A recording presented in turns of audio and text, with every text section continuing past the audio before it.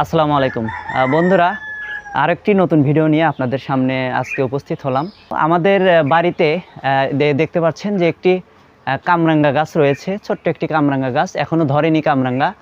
তো এই গাছের একটি ছোট্ট ডালে বুলবুলি পাখি বাসা বেঁধেছে, সেখানে একটি ডিম দিয়েছিল এবং পরবর্তীতে সেই একটি ডিম থেকেই একটি বাচ্চা হয় এবং এই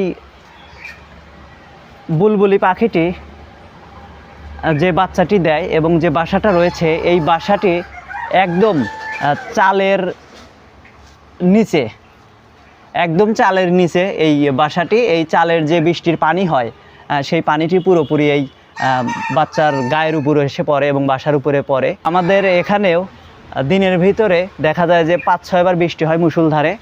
তো এই ছানাগুলো ভিজে যায় এবং অসুস্থ হয়ে যায়, যার কারণে আমার মনে হলো যে তাদেরকে যদি একটু পানির হাত থেকে বাঁচানো যায় তাহলে হয়তোবা তারা বেঁচে যাবে।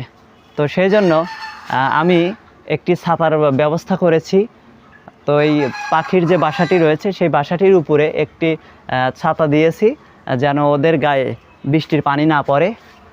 তো সবাই দোয়া করবেন এই পাখিটির জন্য, যেন সে ওড়া শেখে এবং এখান থেকে মুক্ত আকাশে উড়ে যায়।